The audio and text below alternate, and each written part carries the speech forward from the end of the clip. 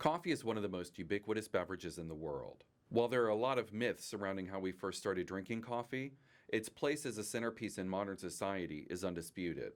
With references in pop culture on shows like Friends, Frasier, and Gilmore Girls, we're seeing a boom in the independent coffee industry. There are currently more than 36,000 independent coffee shops in the United States. That number is expected to rise to over 41,000 in just 2 years. While Finland consumes the most coffee per capita, Americans actually buy the largest share of the world's coffee supply.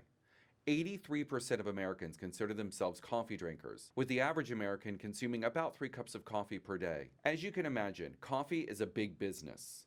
The average American spends over $1,100 on coffee annually, while globally, the coffee exporting industry is valued at more than $20 billion. However, most people don't really know how coffee gets into their cup. Most of the world's coffee is grown in a region called the Coffee Belt that spans the equator from the Tropic of Cancer to the Tropic of Capricorn. And like any other agricultural product, each region has its own harvesting season. The average coffee plant takes between 3 and 5 years from when it is first planted until it starts producing its first cherries. Once mature, each plant produces around 1 pound of coffee beans per year.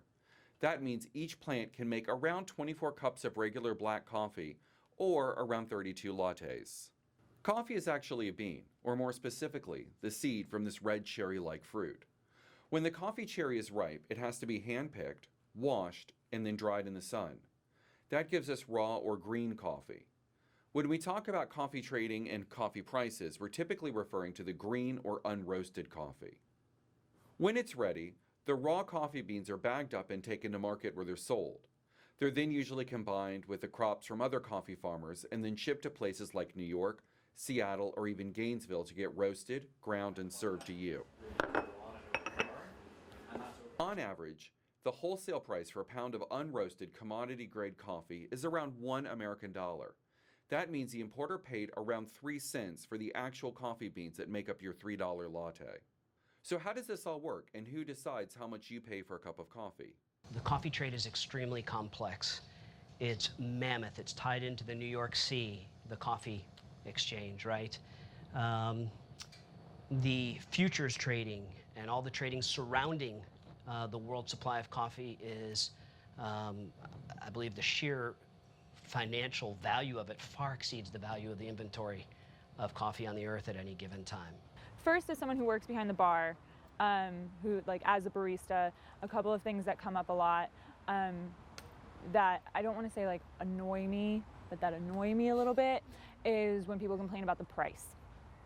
Because the price that you're paying, while you might think that it's high, is still not fair to everyone down the chain. So then what is a fair price for a cup of coffee? I expect to pay what is fair. Coffee passes through the hands of 20 or more people.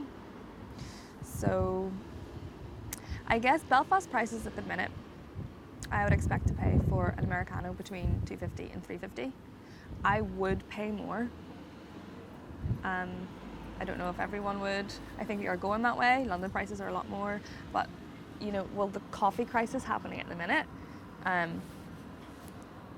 the market is being flooded by low quality, cheap coffee.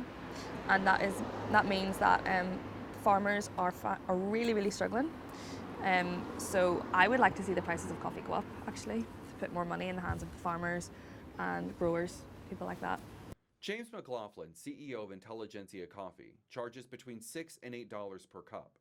He explains why he thinks even at that price, coffee is still undervalued.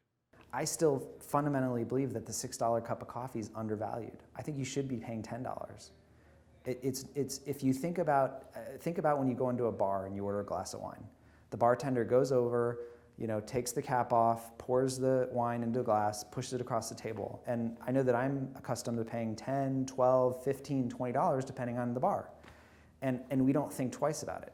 But when you think about the amount of effort that goes into producing an amazing cup of coffee, it doesn't even compare. I mean, we should be paying $10, $12, $13 for a cup of coffee and not complaining about it.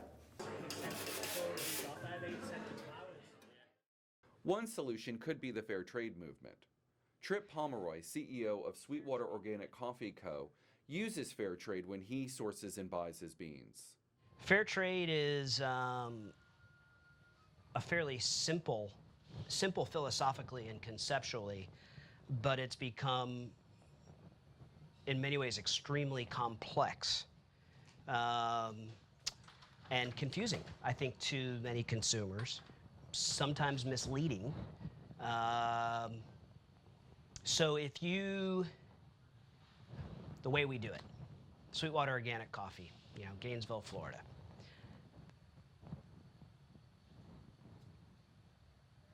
In my opinion, there are two key components to our approach to fair trade that seem to be standing the test of time, right? And that we know are making a difference, and we know it's making a difference because we're in close contact and working relationships with the small-scale farmer co-ops who we buy our coffee from. We are longstanding members of the Fair Trade Federation. The Fair Trade Federation has been around for a long time. It's not flashy, it's not snappy, but it has established really straightforward principles about fair trade in terms of democratically organized farmer-owned cooperatives, the role of women in leadership of their farmer cooperative entities, environmental sustainability, cultural respect, and so forth. It also provides the mechanism for small-scale coffee farmers to stop selling to the coyote and have a shot at getting their coffee into the international market, because the common, the minimum unit of trade is really a 40,000-pound container, 225 bags, 250 bags of coffee, each bag about 132 to 150 pounds, right? So when all the farmers pool together, on their own, they're taking it down to the coyote. They're 8, they're 12 bags in a season of Pergamino. They pay cash or they go to the broker, as opposed to the co-op members who are working with the management team to project how much coffee they're going to deliver to the co-op, so that the farmer-owned co-op can then project to the buyers how much coffee is going to be available, what grade it's going to be, and so forth. So you've got the farmer groups working together. Now you have roasters from Yukon down to Sweetwater and everywhere in between.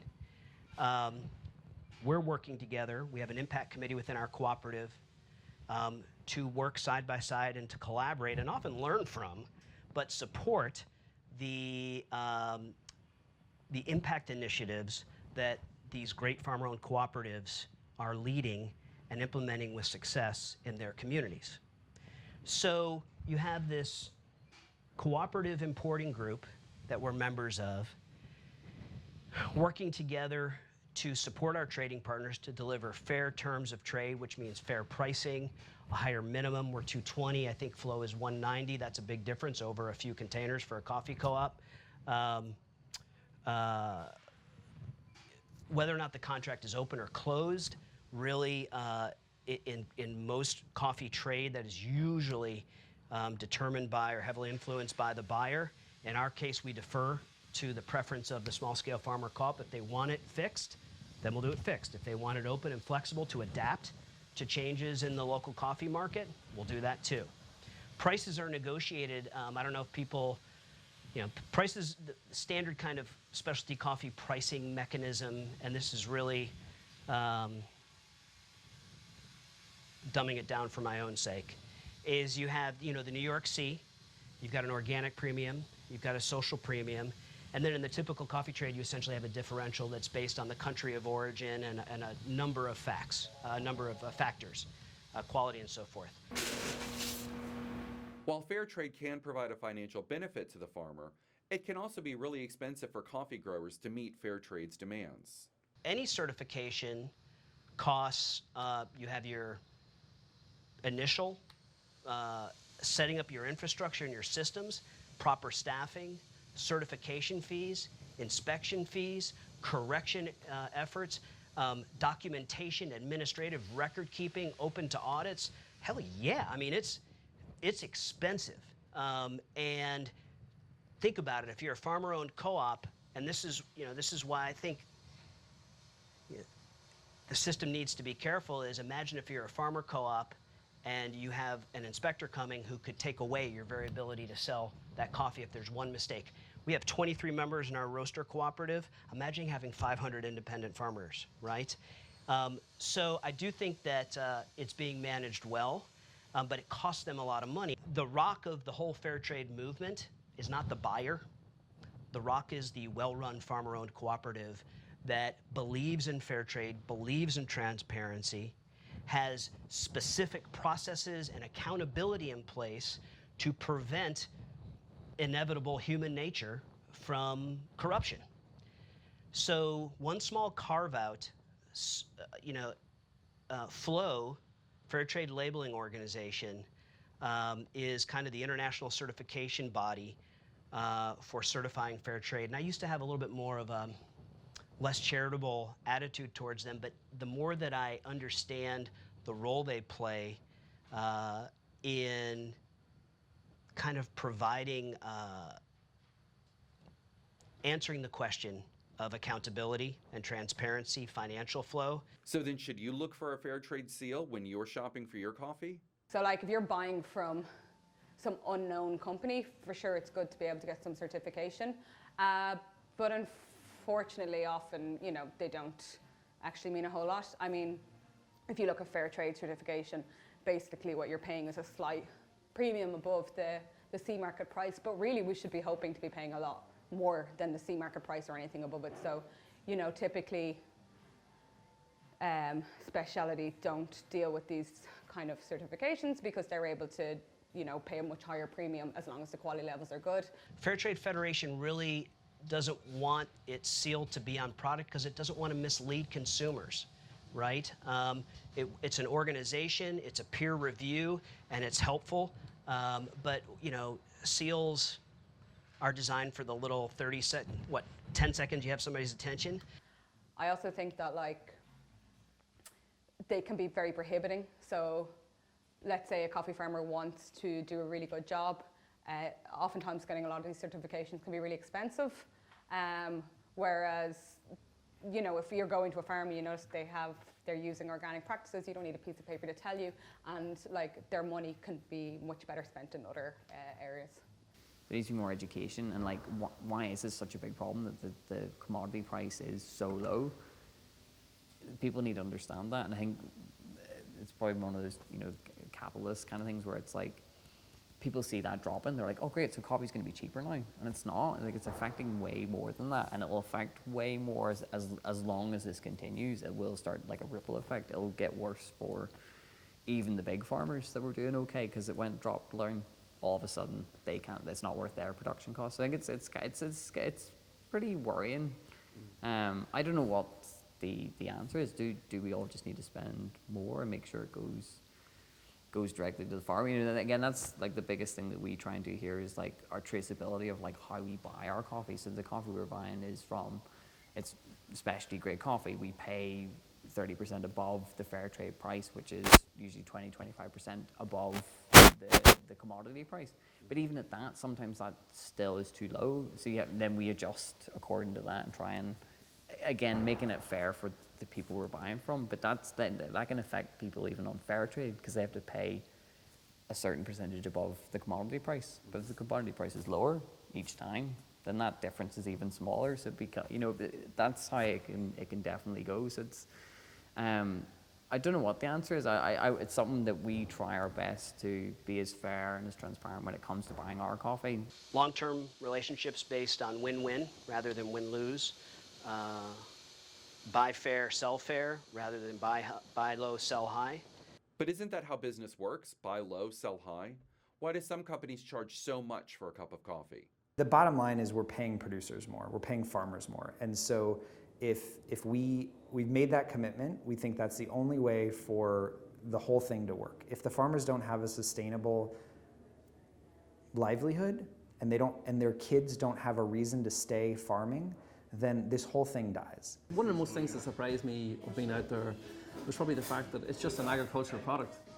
Over here we're sold the whole imagery around coffee, the luxury aspect, the reason why you're paying £3-4 for a cup of coffee is because it had to be hand-picked on these slopes. When you get over there, you realise it's an agricultural product like any other, like corn, avocados, bananas, for example.